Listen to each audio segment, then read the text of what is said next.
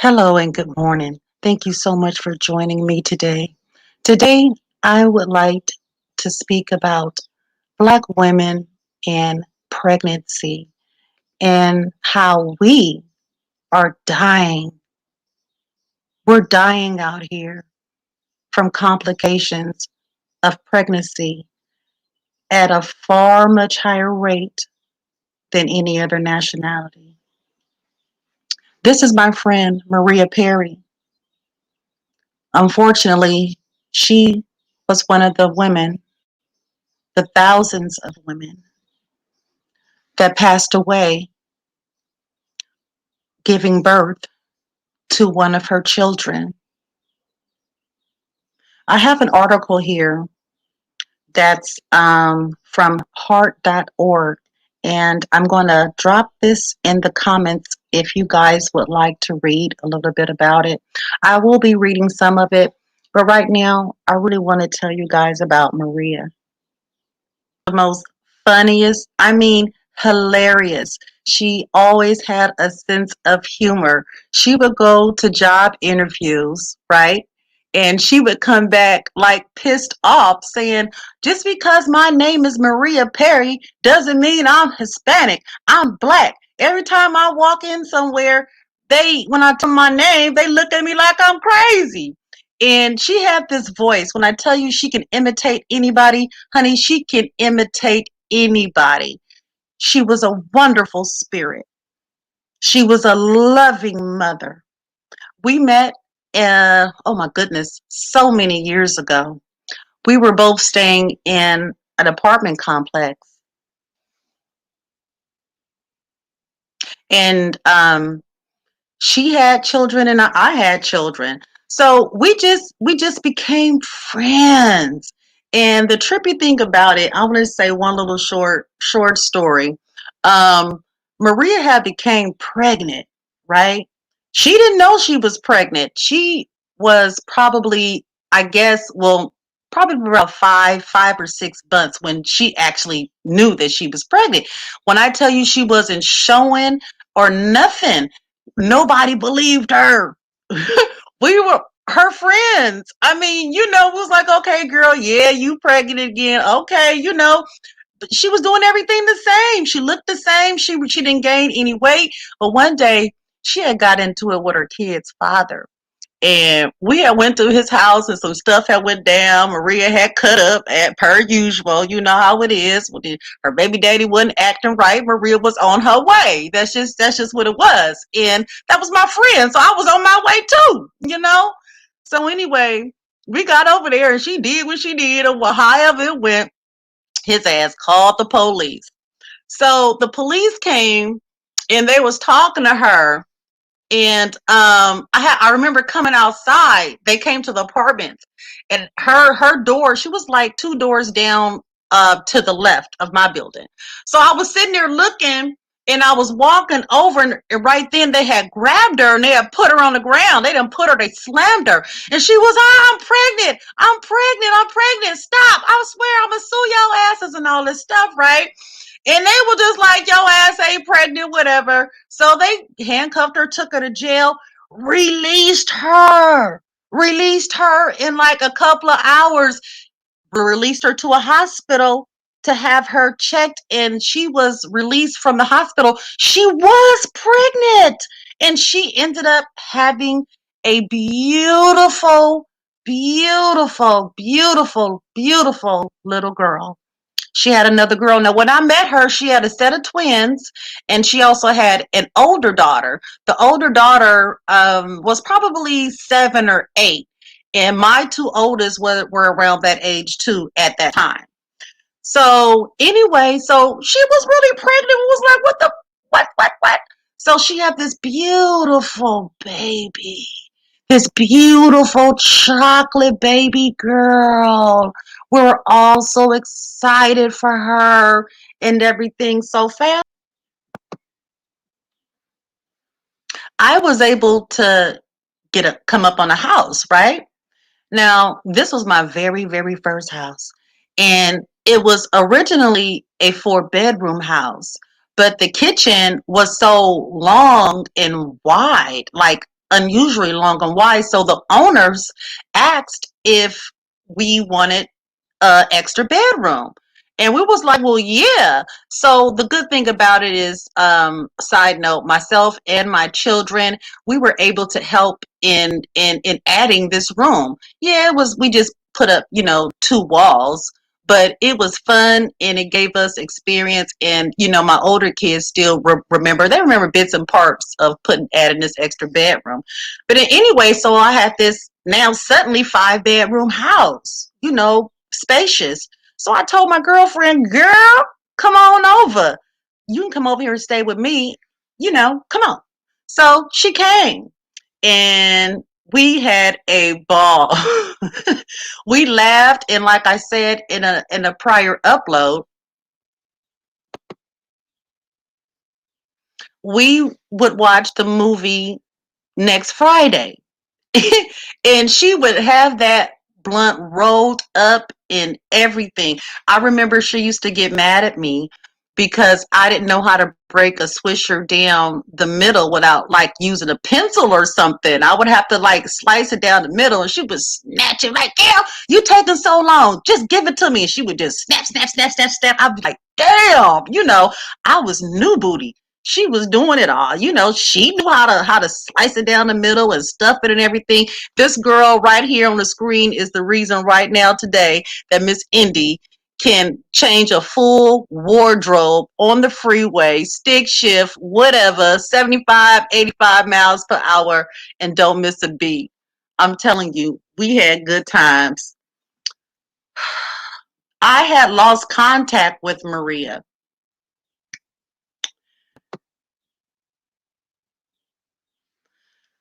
I had lost contact with Maria.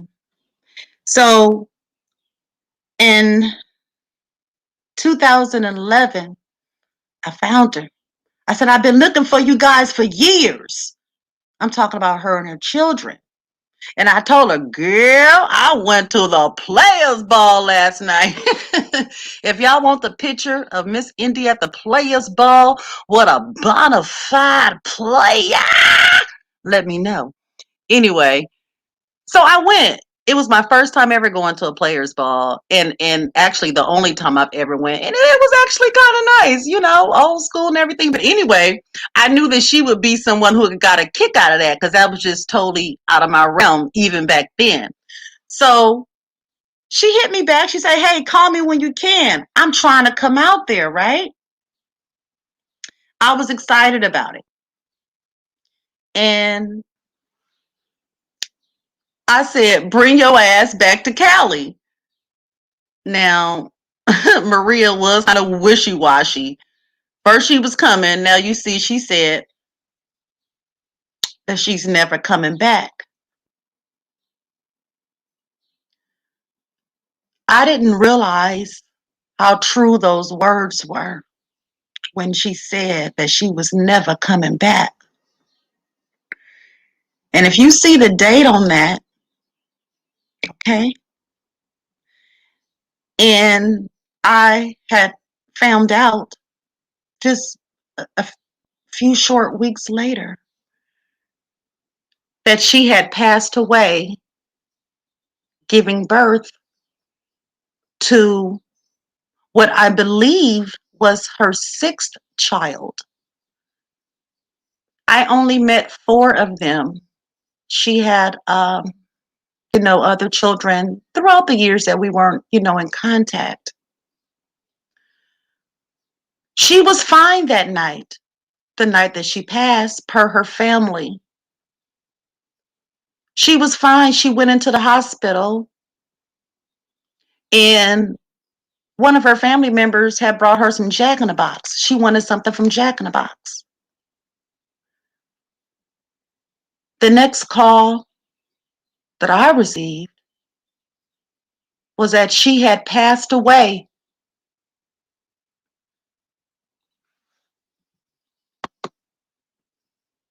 I couldn't believe it. I just talked to this girl. What about her children?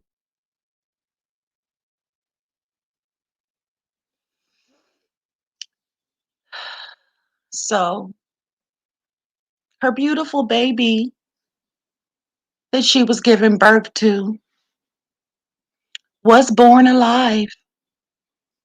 They did not expect her to survive or to live. She was born with complications. She had been without oxygen before they were able to get her out of her mother. Beautiful baby, and I will not be showing her picture. She did survive with family, with Maria's family for about a year, and then she left to be with her mother. This article that I'm going to read is by heart.org. Why are Black women at such high risk of dying from pregnancy complications? Serena Williams and Beyonce are at the top of their professions. Williams is one of the best tennis players, arguably athletes of all time. Beyonce is a singer who sells out arenas within hours. But last year, they shared similar stories. Each experienced life threatening complications in their pregnancies. In that one way, these two superstars are just like millions of other Black women in the United States. Black women are 3 to 4 times more likely to die from pregnancy-related causes than white women, and this is according to the Centers of Disease Control and Prevention. It's partly why the overall rate of pregnancy-related deaths has climbed over the 2 decades, making the maternal mortality rate in the United States the worst in any industrialized country. This is according to a 2016 analyst, okay? It's basically a public health and human rights emergency because it's been estimated that a significant portion of these deaths could have been prevented. This is said by Dr. Anna Langer. The reasons behind the racial disparities are many and complex, she said. Lack of access and poor quality of care are leading factors, particularly among women and lower socioeconomic levels. But there's a bigger problem. Basically, Black women are undervalued. They are not monitored as carefully as white women are. When they do present with symptoms, they are often dismissed. That's what happened to Williams when she experienced a pulmonary embolism a day after giving birth to her daughter via C-section. Williams was gasping for breath and recognized that blood clots were blocking one or more of the arteries in her lungs. Because of my medical history with this problem, I live in fear of this situation, she wrote in an essay about the issue last February. So when I fell short of breath, I didn't wait a second to alert the nurses. But the medical employees initially dismissed her concerns, wasting crucial time before diagnosis and the treatment she specifically requested.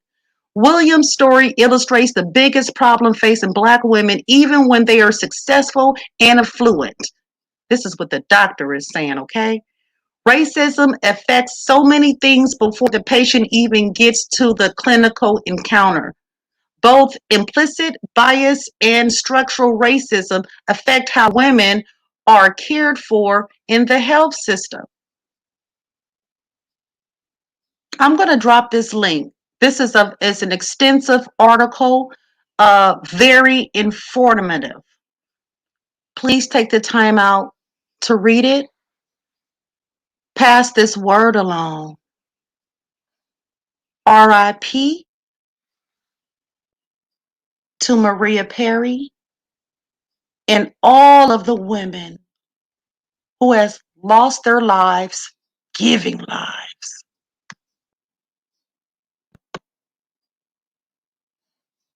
This is how I remember her.